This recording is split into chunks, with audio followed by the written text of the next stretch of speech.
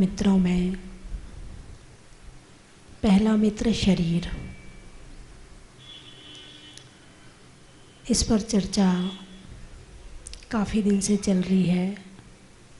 आपको मालूम है? नहीं मालूम है? मैं आपके घर रोज़ आती हूँ, रोज़ प्रवचन सुनाती हूँ, आप दरवाज़ा भी नहीं खोलते। किस किस ने सुना था कल का प्रवचन? अच्छा, कल का सुना था। 5:40 पर शाम को मैं आती हूँ आपके घर, दरवाज़ा खोल लिया करो। आज तो आ गई पूरे से। वैसे भी रोज़ आती हूँ। शरीर पर चर्चा कई दिनों से चल रही है कि शरीर हमारा पहला मित्र है। कहीं इस मित्र को हम शत्रु ना बना दें। यदि हमारा कोई भला करता है तो उसका नाम है मित्र, और हमारा कोई बुरा करता है उसका नाम है शत्रु। यही है ना मित्र शत्रु की परिभाषा। जो भला करे सो मित्र और जो बुरा करे सो शत्रु। तो इस शरीर से हम आत्मा का भला कर लें, कहीं आत्मा का बुरा ना हो जाए। दूसरा मित्र है हमारा परिवार। दूसरा मित्र है हमारा परिवार। परिवार के भी पॉजिटिव और नेगेटिव दोनों रिजल्ट हैं। परिवार के भी पॉजिटिव और नेगेटिव दोनों रिजल्ट हैं। मनुष्य एक सामाजिक प्राणी है। वो परिवार के बिना नहीं रह सकता, वो समाज के बिना नहीं रह सकता। उसे सुरक्षा की आवश्यकता है। पशु पक्षी तो सुरक्षा के बिना जी लेते हैं, लेकिन मनुष्य सुरक्षा के बिना जीवित नहीं रह सकता है। जब से जन्म लेता है और जब तक आखिरी सांस लेता है उसे सुरक्षा की आवश्यकता है। पशुओं का शरीर ऐसा है, धूप में डाल दो तो धूप में पड़े हैं लेकिन जिंदा रहेंगे, मरेंगे नहीं। गर्मी तो लगेगी लेकिन और कुछ नहीं होगा। लेकिन ये मनुष्य ना धूप में रह सकता है, ना बारिश में रह सकता है, न ये सर्दी सहन कर सकता है, न ये गर्मी सहन कर सकता है। इसे सब चीज़ की सुरक्षा की आवश्यकता है।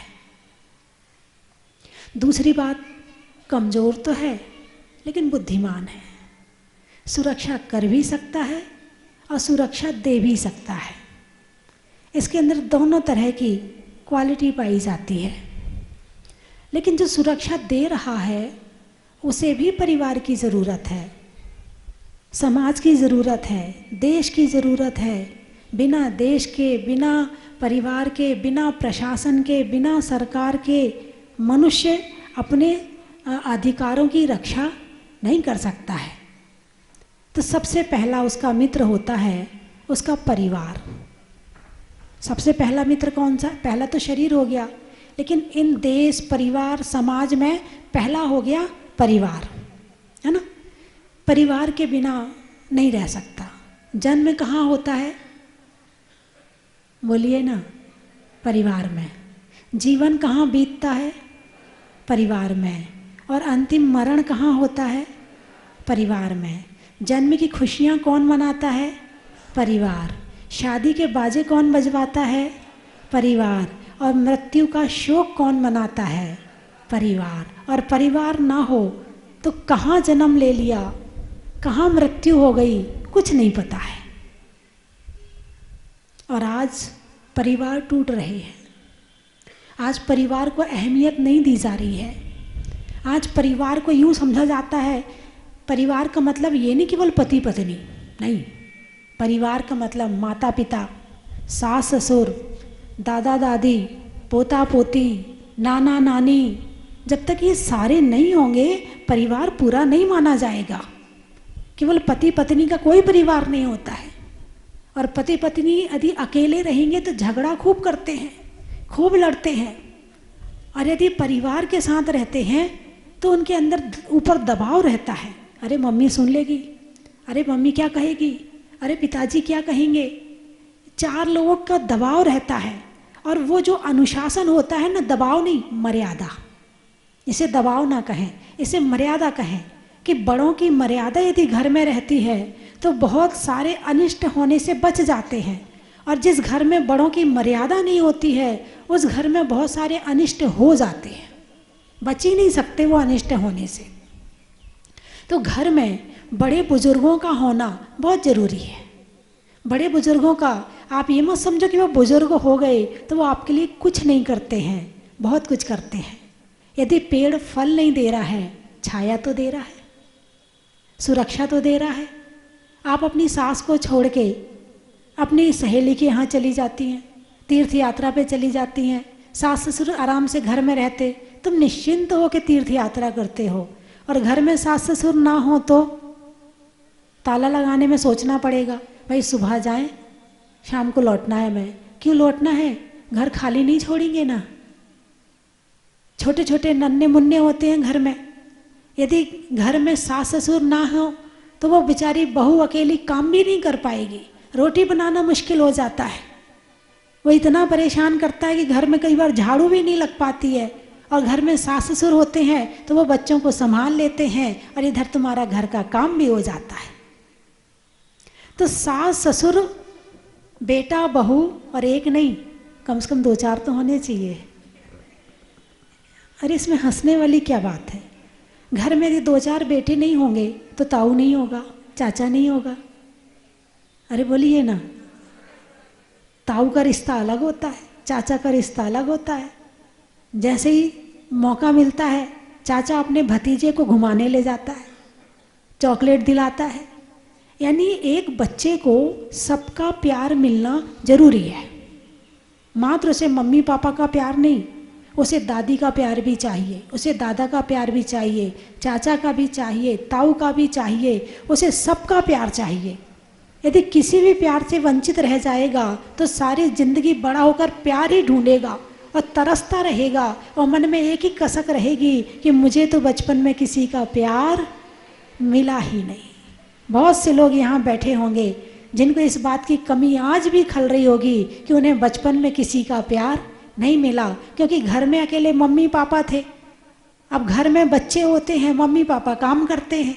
अब मम्मी पापा काम में लग गए, बच्चों को प्यार कौन दे, बच्चों को लाड़ कौन करे, बच्चों को गोदी में सिर रख के कौन सुलाए, बच्चों को कौन पुचकारे।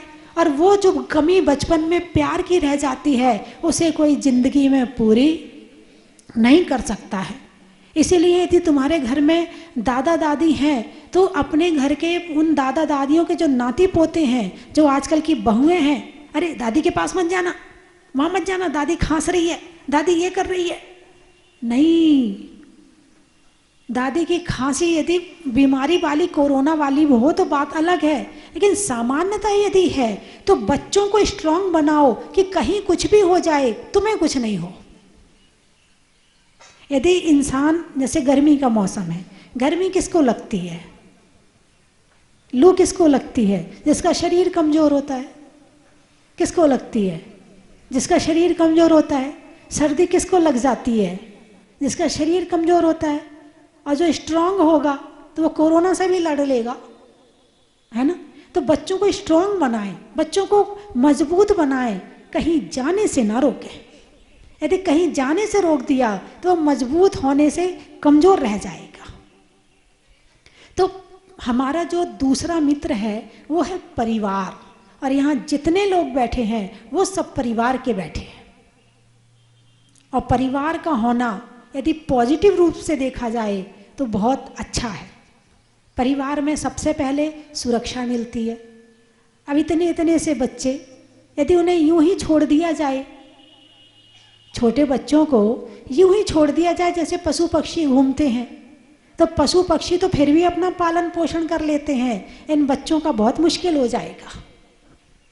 तो बच्चों को भी सुरक्षा देने वाले परिवार होते हैं, लेकिन युवा जो हैं उन्हें भी सुरक्षा की ज़रूरत है।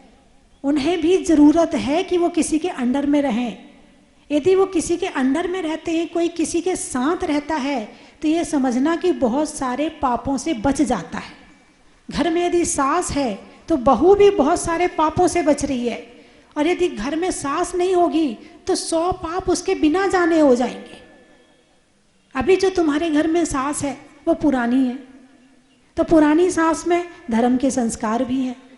बेटा आज चतुर्दशी है, आलू मत बनाना। बेटा आज अष्टमी है, आज हरी दोई बनाना, इससे ज़्यादा मत बनाना। बेटा रात में रहने दे, रात में मत खा। टोकने वाला कोई तो है ना, कोई तो है टोकने वाला, ये कहने वाला कि बेटा ये मत कर, बेटा ये मत कर। यदि तुम्हारी सास तुम्हें टोकती है तो बिल्कुल बुरा मत मानना। ये सोचना कि तुम्हें कोई टोकने वाला तो है, तुम्हें कोई कुछ कहने वाला तो है। नहीं तो जिसके जीवन में किसी को कुछ कहने वाला ना हो वो बेचारा बहुत परेशान रहता है। वो अपने जीवन में कमी महसूस करता है। जब गलती हो जाती है तो उसे एहसास होता, अरे मेरा तो कोई, मुझे तो कोई मना करने वाला था ही नहीं जो कह देता अरे ऐसा काम मत करो, ऐसा करोगे तो ऐसी गड़बड़ हो जाएगी। बोलिए ऐसा होता है कि नहीं होता है? यदि सास तुम्हारी तुम्हें टोकती है तो बिल्कुल भी बुरा मत मानना। यहाँ जितनी बहुएं, कितनी बहुएं बैठी, हाथ उठाना। चलिए बहुत सारी बहुएं बैठी हैं, बड़ा अच्छा लगा। मोहनबाड़ी आके मुझे बड़ा अच्छा लगा। वैसे मैं मोहनबाड़ी को छोड़ के सेठी कॉलोनी सीधी जा रही थी, फिर मन में आया नहीं, मोहनबाड़ी वाले 2-3 बार 4 बार आ चुके हैं, मुझे जाना चाहिए मोहनबाड़ी। फिर प्रोग्राम जग्गा की बावड़ी में 3 दिन का प्रोग्राम था, मैंने वहाँ का 1 दिन कम किया, वहाँ का प्रोग्राम 2 दिन का किया और मोहनबाड़ी आई मैं। लेकिन अब आके ऐसा लग रहा है यदि मैं छोड़ देती तो शायद बहुत बड़ी चीज़ छोड़ देती यहाँ की। और मंदिर तो बिल्कुल आपने जहाजपुर बना रखा है, बिल्कुल वहीं का पैटर्न ले रखा है। प्रवेश करते हुए तो मुझे ऐसे ही लगा जैसे मैं जहाजपुर में मंदिर में प्रवेश कर रही हूँ। बहुत अच्छा लगा, बहुत अच्छा लगा आके मुझे। मैं सोच रही थी होगा कोई छोटा मोटा सा मंदिर होगा, होंगे छोटी मोटी सी समाज होगी, लेकिन यहाँ के इतना विस्तार देखा मैंने तो बड़ा अच्छा लग रहा है मुझे आकर के। और लग रहा है कि यहाँ 2-4 दिन रुकने के हिसाब से आना चाहिए था। तुम सास को बुरा कहती हो, सास भी बुरी नहीं है। जैसी तुम्हारी माँ है वैसे ही तुम्हारी सास है। तुम्हारी माँ क्या तुम्हें टोकती नहीं थी? क्या तुम्हें डांटती नहीं थी? क्या तुम्हें बुरा भला नहीं कहती थी? जब तुम्हारे यहाँ मेहमान आते थे तब तुम्हारी क्या बुराई नहीं करती थी? ये मेरी बेटी तो बात ही नहीं मानती है, ये तो ऐसे ही नहीं करती है। बोलिए कहती थी कि नहीं कहती थी? तुम्हें अपनी माँ की बात का बुरा नहीं लगा, फिर सास की बात का बुरा क्यों लग रहा है? तुम तो अपनी सास को इतना खुश रखो, इतना खुश रखो कि वो कहे दूधो नहाओ पूतो फलो। खूब आशीर्वाद दे आपको, खूब आपको इतना आशीर्वाद दे कि आपका वर्तमान भी सुखी हो जाए और आपका भविष्य भी सुखी हो जाए। और परिवार में रहकर तुम परिवार वालों की सेवा नहीं करो तो फिर तुमने जन्म लिया क्यों है? इस शरीर से हमने किसी की सेवा नहीं करी, इस शरीर से हमने किसी का भला नहीं किया, इस शरीर से हमने किसी की अच्छाई नहीं सोची, तो फिर जन्म क्यों लिया है? ये हाथ क्यों मिले हैं? केवल खाने के लिए, केवल झाड़ू पोछा लगाने के लिए नहीं, ये हाथ मिले हैं परिवार वालों की सेवा करने के लिए। तुमसे किसी के पैर में तेल नहीं लगाया जाता, तुमसे किसी के सिर में बाम नहीं लगाई जाती, तो फिर मतलब क्या रहा इस जिंदगी का? यदि सेवा नहीं कर पाए किसी की तो तुम्हारा मतलब क्या रहा इस जिंदगी का? अपने लिए जीना तो पशु भी जी लेते हैं, अपने लिए तो पशु भी जी लेते हैं। पशु घूम रहे ना, जैसे ही वो बड़ा होता है, चिड़िया का बच्चा उड़ना सीखता है, वैसे ही माँ का घोंसला छोड़ देता है और अपना घोंसला अलग बना लेता है। कौन? चिड़िया का बच्चा। वो अपनी माँ की सेवा नहीं करता है, वो अपनी माँ का ध्यान नहीं रखता है, वो अपनी माँ के काम नहीं आता है।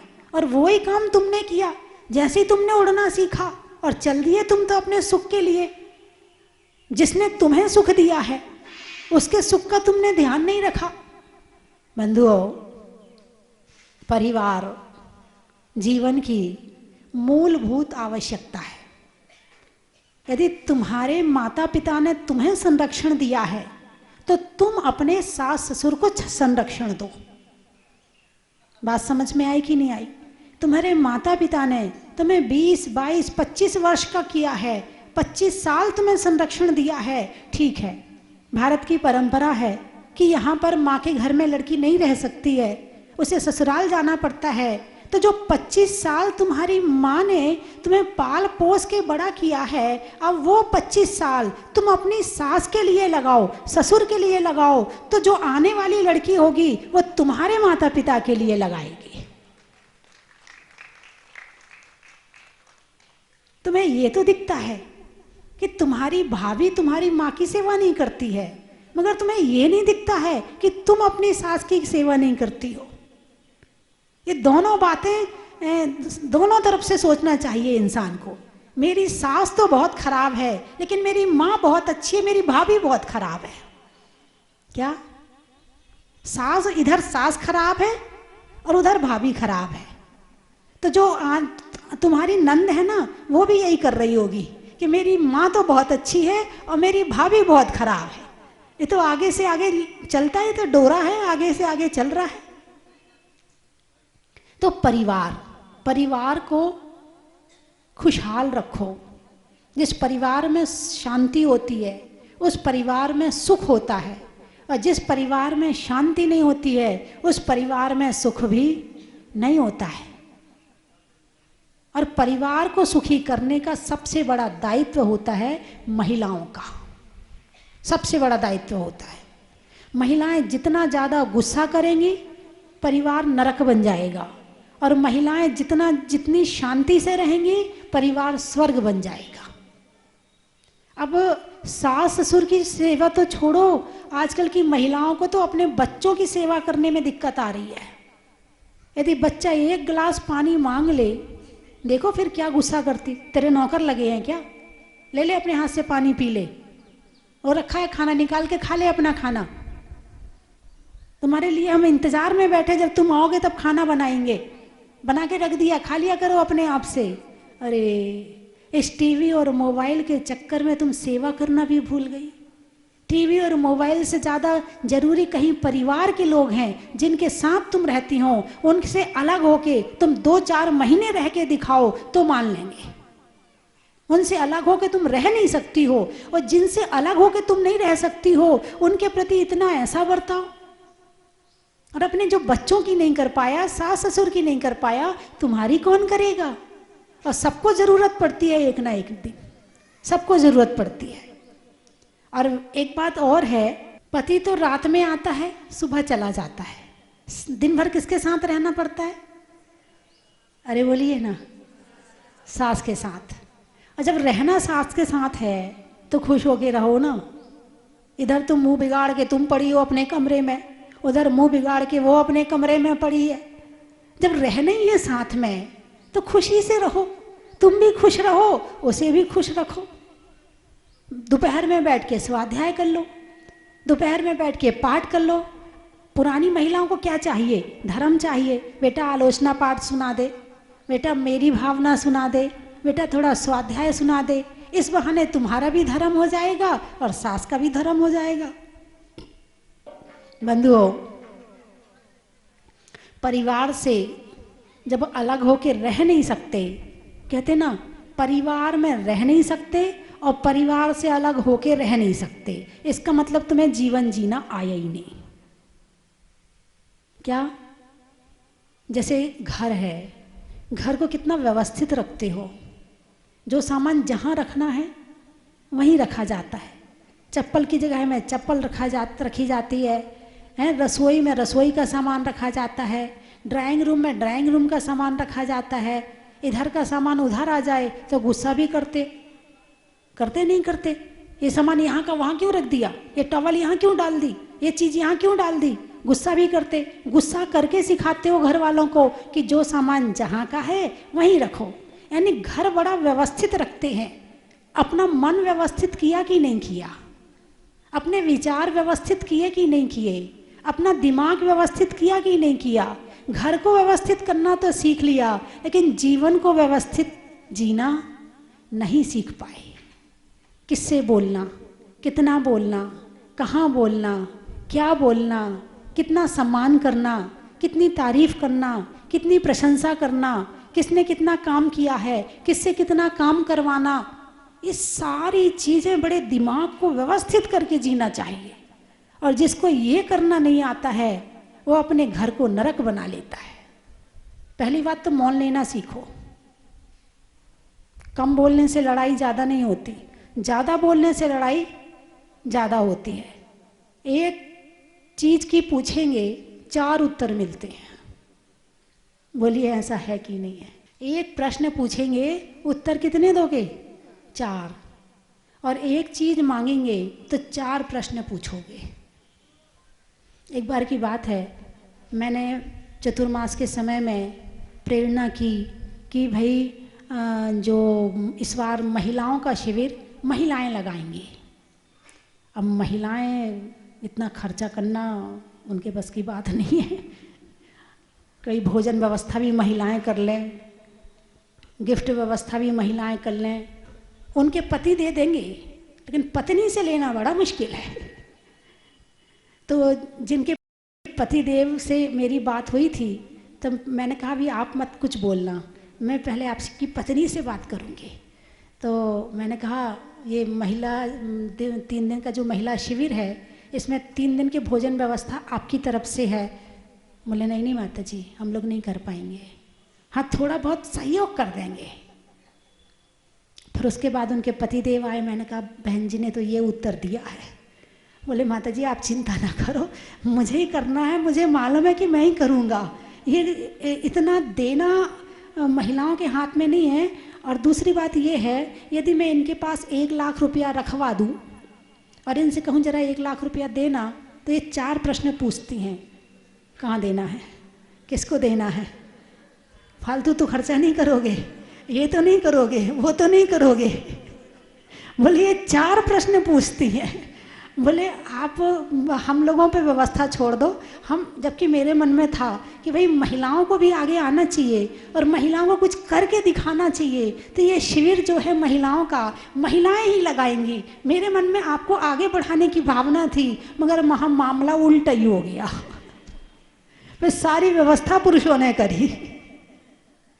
तो अपना दिल बड़ा करो, अपना मन बड़ा करो, अपनी सोच बड़ी करो, अपने परिवार से निकल के और बाहर का सोचना भी शुरू करो कि समाज में कैसे बड़े काम करने हैं, कैसे और कार्य हो सकते हैं। एक महिला 10 महिलाओं को कैसे यात्रा करवा सकती है, एक महिला 10 महिलाओं का ग्रुप बना करके कैसे शुभकामना परिवार बना के भक्तांबर का पाठ करवा सकती है। थोड़ा सा सोशल हो, बिना इसके बिना ये दिमाग बड़ा होने वाला नहीं है। और जब कोई एक नेता बन करके नेतृत्व का कार्य करता है तो उसे ये महसूस हो जाता है कि मैं यहाँ गलत कर रही हूँ, मुझे यहाँ बोलना चाहिए था, मुझे यहाँ नहीं बोलना चाहिए था। इतना उसके दिमाग में आने लगता है, और जितना उसके दिमाग में आने लगेगा उतना वो अपने घर वालों के साथ भी अच्छा रहने लगता है। बात समझ में आई कि नहीं आई? उतना वो फिर अपने घर वालों के साथ भी अच्छा रहने लगता है। और उसे ध्यान रख, जैसे ध्यान रखने की बात है, अब आपने ग्रुप में आप अध्यक्ष बनी है तो आपका काम है कि सबका ध्यान रखना। अब आपका ध्यान रखने की एक क्वालिटी बन गई आपके अंदर। अब आप घर में भी रहोगे तो 4 जनों का ध्यान रखोगे। या तो ध्यान नहीं रखना ना, आपको किसी की सेवा नहीं करना, आपको किसी का ध्यान नहीं रखना, आप चाहती हैं कि मैं किसी के सामने झुकूँ ना, आप चाहती हैं कि सब मेरे लिए करें, मैं किसी के लिए कुछ ना करूं। अरे बोलिए ना, ऐसा चाहते कि नहीं चाहते? अरे हाँ तो बोल दो, चाहते हो ना? अरे वो जोर से बोलिए ना, चाहते हो ना कि मैं किसी के सामने झुकूँ ना, सब मेरी बात माने, सब मेरे हिसाब से चलें, सब मैं किसी की सेवा ना करूं, सब मेरी सेवा करें, सब मुझे पूछें, ऐसा चाहते हो ना? माता जी बन जाओ, तुम्हें किसी को पूछने की ज़रूरत ही नहीं, अपने बैठो आराम से माला फेरो। इंसान परेशान बहुत जल्दी हो जाता है। एक बार की बात याद आ रही है, एक जगह जब मैं दीदी थी तो प्रवचन करने के लिए गई तो वहाँ पर प्रवचन करने का समय था, उनके घर में रुकी हुई थी मैं। तो प्रवचन के समय जाना था। अचानक मैंने कहा कि मुझे थोड़ा बाधा है, मैं पीछे जाके आती हूँ। तो उनके पीछे वाला जो कमरा था वहाँ गई मैं। अब उनने मुझे कमरे में अंदर कर दिया और बाहर से कुंडी लगा दी, और सारे घर के लोग मंदिर चले गए, भूल गए कि दीदी को कमरे में बंद करे आए। अब मेरी जगह आप होते तो क्या करते? दरवाज़ा खटखटाते, परेशान होते, गुस्सा करते, मुझे छोड़ के चले गए, पता नहीं है, मुझे भूल गए, करते ना।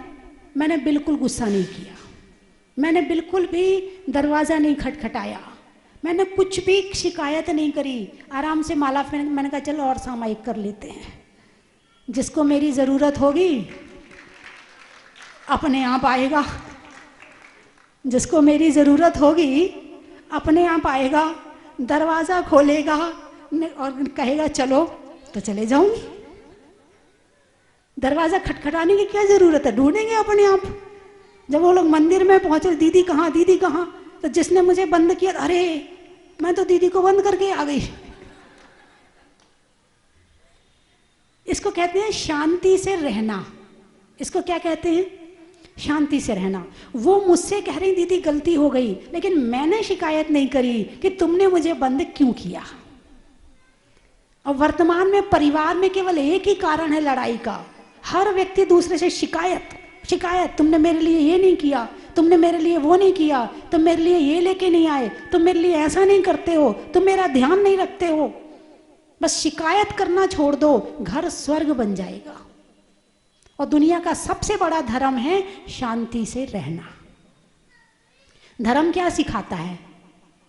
अरे बोलिए ना, धर्म क्या सिखाता? गुस्सा करना धर्म है या शांति से रहना धर्म है? क्रोध 4 कषाय में से एक कषाय है ना। क्रोध करने से पाप लगता कि नहीं लगता? हिंसा का पाप लगता है। और क्षमा करने से, क्षमा धर्म है कि नहीं है? 10 धर्मों में पहला धर्म क्षमा है। तो क्षमा करना मतलब शांति से रहना, क्षमा करना मतलब शांति से रहना। और क्रोध करना यानी अधर्म करना। तो शांति से रहना आपको आता है कि नहीं आता? किस किस को आता, जरा हाथ उठा के बताओ ना, कौन कौन गुस्सा नहीं करता है? नहीं, छोटे बच्चों पे छोड़ के, भाई छोटे बच्चों को सुधारने के लिए, संस्कार देने के लिए थोड़ा सा करना पड़ता है, लेकिन बाकी लोगों पे गुस्सा नहीं करना। उठाइए हाथ।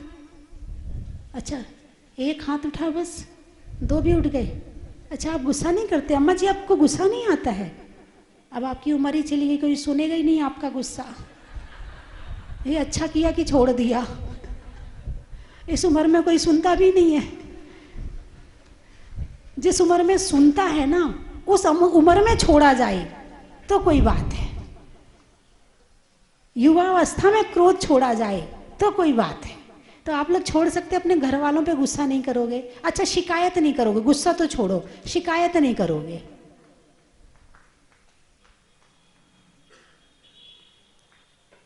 हाँ जी, घर वालों से शिकायत नहीं करोगे। इतनी आदत पड़ी है, इतनी आदत पड़ी है। चलिए एक काम करो, अच्छा 24 घंटे का नियम ले लो, आज से कल सुबह तक का। कल सुबह जब आप आओगे ना, तो मैं पूछूंगी आपसे कि फिर कैसा लगा आपको। उठाइए हाथ 24 घंटे के लिए, कि हम ना समाज वालों से शिकायत करेंगे, ना हम देश से शिकायत करेंगे, ना परिवार से शिकायत करेंगे, हम किसी से शिकायत नहीं करेंगे। उठाइए हाथ। माता जी से भी नहीं करेंगे, आपने हमें पीछे नहीं लगाई, उनको लगा दी। हाँ, शिकायत करने वाले सबसे शिकायत कर लेते हैं। जब भगवान का अतिशय हुआ था जहाजपुर में, अभिषेक वाला, तो कुछ महिलाएं आई, एक जगह की महिला मंडल आया, तो मैंने सबको थोड़ा थोड़ा थोड़ा थोड़ा सा गंदोदक डिब्बी में डाल के, आधी आधी डिब्बी गंदोदक मैंने सबको दे दिया। एक महिला पीछे पड़ गई, हमारी तो डिब्बी भरो। मैंने कहा नहीं, अभी और भक्त भी आएंगे। अब वो वहाँ से निकल रही हैं दरवाजे से, माता जी ने तो आधा डिब्बी दिया है। क्या कह रही हैं? माता जी ने तो आधा डिब्बी, मैंने डिब्बी भी दी, गंदोदक भी दिया।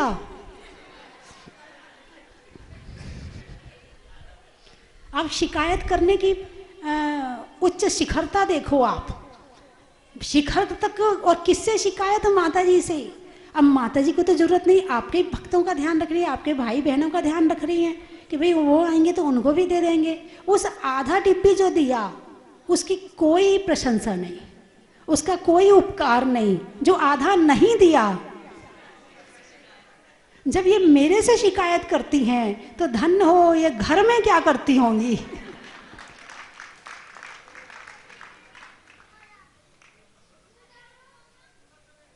यदि जीवन में कुछ सीखना है, आज मैं आपकी मोहनबाड़ी आई हूँ, एक दिन के लिए आई हूँ, मगर एक चीज़ सीख लो कि शिकायत नहीं करेंगे। बस आपके अंदर क्वालिटी पैदा होने लगेगी, आप खुद ही काम करने लगोगे। क्योंकि जो शिकायत करता है वो दूसरे पे आधारित है, लेकिन जो शिकायत नहीं करता वो खुद पे आधारित है। वो खुद ही सीखेगा, खुद ही करेगा, क्योंकि उसे शिकायत नहीं करनी है।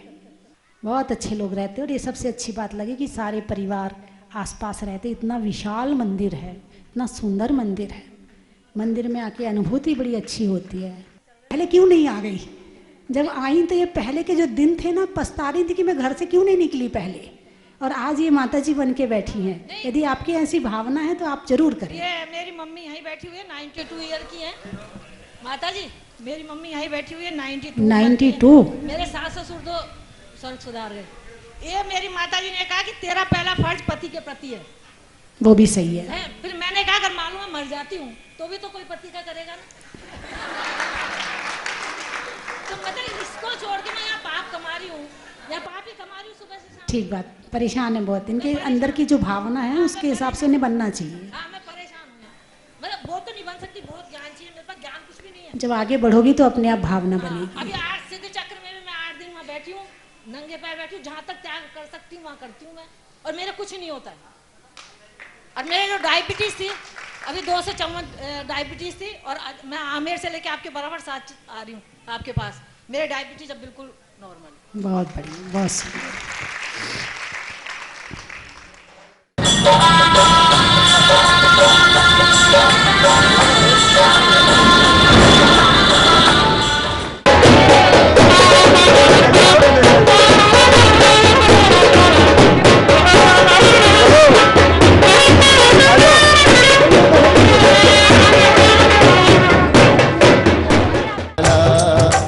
पारस प्यारा लगो जीनेश्वर प्यारा लगो पारस प्यारा। प्रभु की महिमा का तो कोई बखान ही नहीं कर सकता है। जितनी उनकी महिमा का गुणगान करें वो कम है। इंद्र और सब धर्मेंद्र वगैरह सब भी जो है इसके लिए असमर्थ हैं। तो हम मनुष्यों के क्या औकात है कि जो भगवान के समक्ष कुछ कह सकें। जय जिनेन्द्र।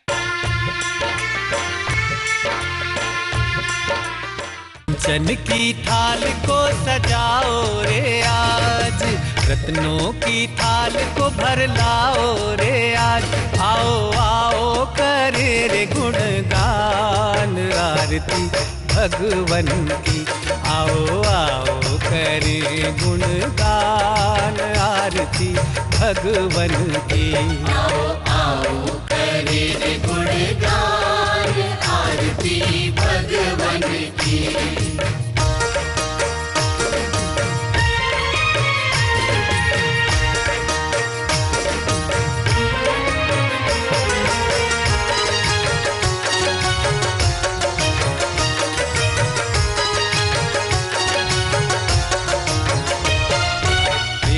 सुमित्र के राज दुलारे, माँ पद्मा जी के नैनों के तारे। पिता सुमित्र के राज दुलारे, माँ पद्मा जी के नैनों के तारे। राजगृही में जन्म लियो। परम विदुषी लेखिका गणिनी आरिका रत्न श्री 105 स्वस्ति भूषण माता जी, जिन्होंने मात्र 20 वर्ष में 100 से भी अधिक किताबें लिखकर जैन समाज को अनूठा योगदान दिया है। बड़े बड़े विधान जैसे कल्पद्रुम महामंडल विधान, सिद्ध चक्र महामंडल विधान, इंद्रध्वज महामंडल विधान एवं विशेष जिनपद, पूजांजलि आदि महत्वपूर्ण साहित्य बहुत ही सरस, सरल व सुबोध शैली में लिखे हैं, जिसमें गद्य एवं पद्य साहित्य भी समाहित है। इन महान साहित्यों को पढ़कर आप भी अपने ज्ञान का विकास कर सकते हैं। साहित्य प्राप्त करने हेतु आज ही संपर्क करें। संपर्क सूत्र 7906062500 98683456768।